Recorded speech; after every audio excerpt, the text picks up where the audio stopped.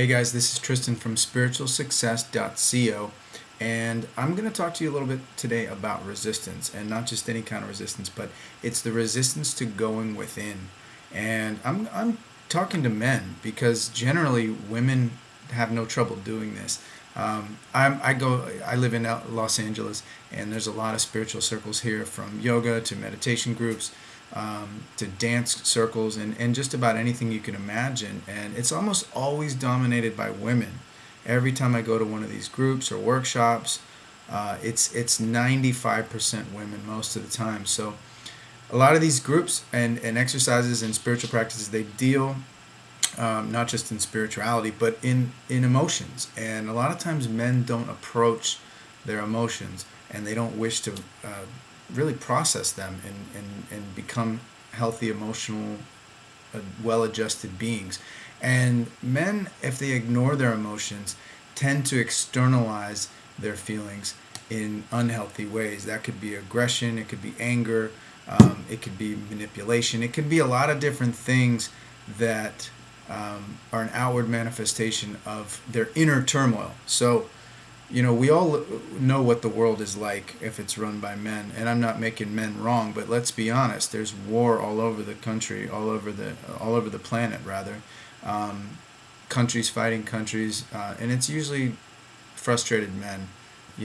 I love how Stephen Pressfield in his book The War of Art makes a statement that it was easier for Hitler to start World War II than it was for him to sit in front of a blank canvas. That's how much resistance he had to going within and beginning the artistic process, the creative process. But what I'm talking about is the emotional process, the spiritual process.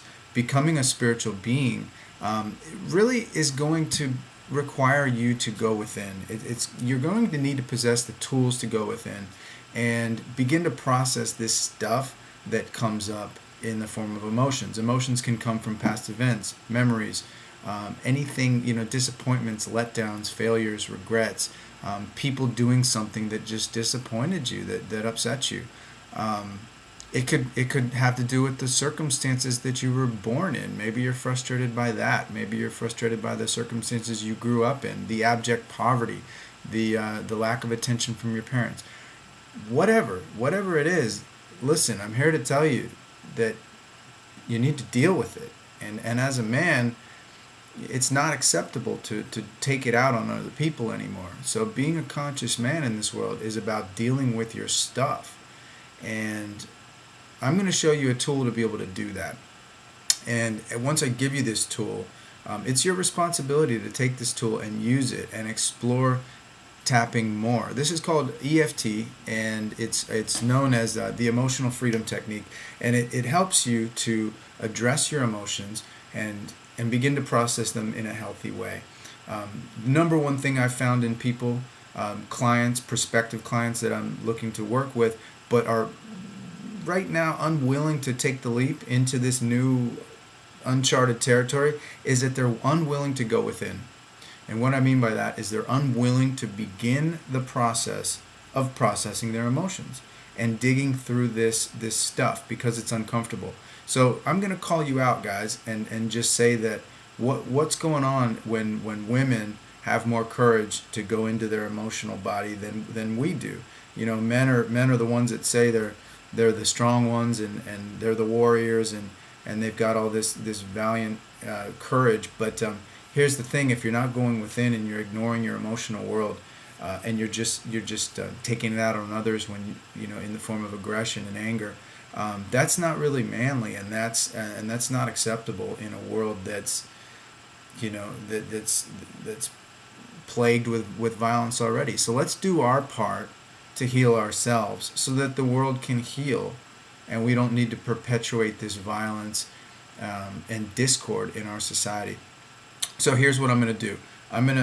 We're talking about going within, approaching your emotions, and dealing with them. So I'm going to give you a little bit of an exercise to do. Now, this is called EFT, and it involves tapping. Every tapping takes a particular form, a structure, let's call it. So the structure is this. We begin tapping on certain points. we're going to start tapping on the side of the hand. And if you can see, I'm just using one hand to tap the other. It's this karate chop point, the meaty part of the hand, and I'm using the fingers on one hand to tap the meaty part of that hand. Now, when we do the setup statement, we repeat it 3 times. What I'm doing is I'm going to introduce a setup statement that has built-in language to help you reverse the subconscious resistance that you're feeling to actually going into this emotion. So there's that's embedded in this language already. All you have to do is repeat after me, and I'm going to show you how to do that. So follow me with the points. Once we do the setup statement, I'm going to adjust this camera just so you can see what I'm doing here. Once we do the setup statement, then we're going to go through the tapping points, and you can just follow me along as I go through all the different points, okay, on the body. And it's going to be under the arm and the top of the head. There's 8 points total. We begin with the side of the hand, and just repeat after me. We're going to do this 3 times. We begin tapping the side of the hand. Whenever we do reversals, we want to tap the side of the hand for about 15 to 20 seconds, okay? Again, this is called reversal neutralization.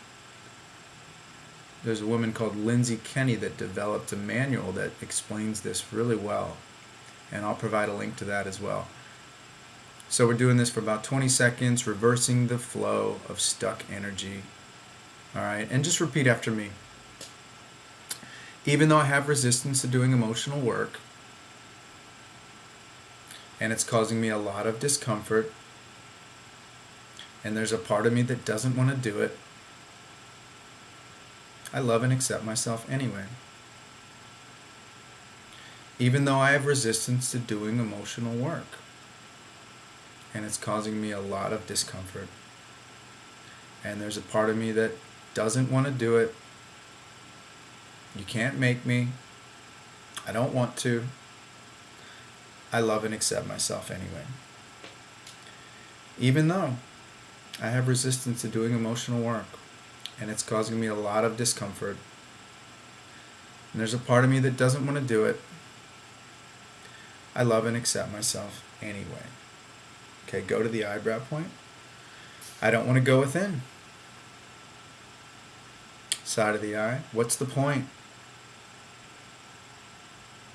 Under the eye. I'm not comfortable with spirituality. Under the nose. This is pointless. Under the mouth. I've been fine so far. Collarbone. Wait, is that true? Under the arm. What's it costing me not to look at this? Top of the head. Peace of mind. Eyebrow. Peace in my body. Side of the eye. All this fear about going within. Under the eye. I don't want to dig up this emotional stuff. Under the nose. It's not comfortable. Under the mouth. I don't need to be spiritual. Collarbone. Seriously, what's the point of this? Under the arm. I'm not going to change. Top of the head. Change terrifies me. Eyebrow. I'm fine the way I am. Side of the eye. Is that really true?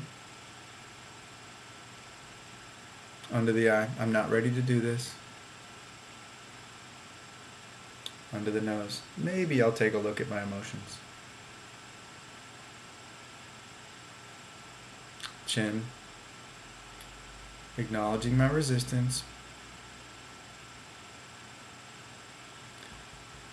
Collarbone. Looking at my resistance. Under the arm. I choose to release my resistance. Top of the head. I choose to see how this can serve me. Okay, take a deep breath in. Hold it for 2 seconds. And breathe out powerfully through the mouth. Alright, and just check in with yourself. What we want to do is always check in with the body. See where you're at. Whenever we're using EFT, we want to measure on a scale of 0 to 10, and that's really going to gauge where you're at. 0 is neutral, 10 is the most uncomfortable, the most intense. So check in with yourself. Where are you at between 0 and 10? If you're at a 5, then keep working on it. You want to get down to a manageable level like a 0. And when you get to a manageable level, you can start taking action. So whatever that means, if it means doing this on a daily basis, then start doing that. If it means using meditation as a tool, then start doing that. But what I'm going to tell you is that the peaceful mind starts to produce more intuition. Your intuitive voice gets louder as the chatter in your mind stops or reduces. So what I'm suggesting is the more you do this practice, the more intuitive you become, and the more you can start to listen to your inner voice that guides you, that wants the best for you, and you can stop avoiding. So if you're avoiding looking at your emotions for fear of what it might bring up, do this meditation a little more, a few more times. This tapping sequence, I call it a meditation because that's kind of what it is for me. It's getting into a meditative state. It's getting into a different frame of mind than you were before. It's quieting the frenzied thoughts, and it's coming to a place of clarity so that you can begin to move forward powerfully in your life and get results. So take the next step. Connect with me below. Check out the link here. It's going to lead you to my website. There's a lot of blogs on resistance, empowerment, conquering your fears, taking powerful steps forward. There's a lot of material there. Check it out. Follow me online. Check me out on Facebook. And thank you for watching. Peace.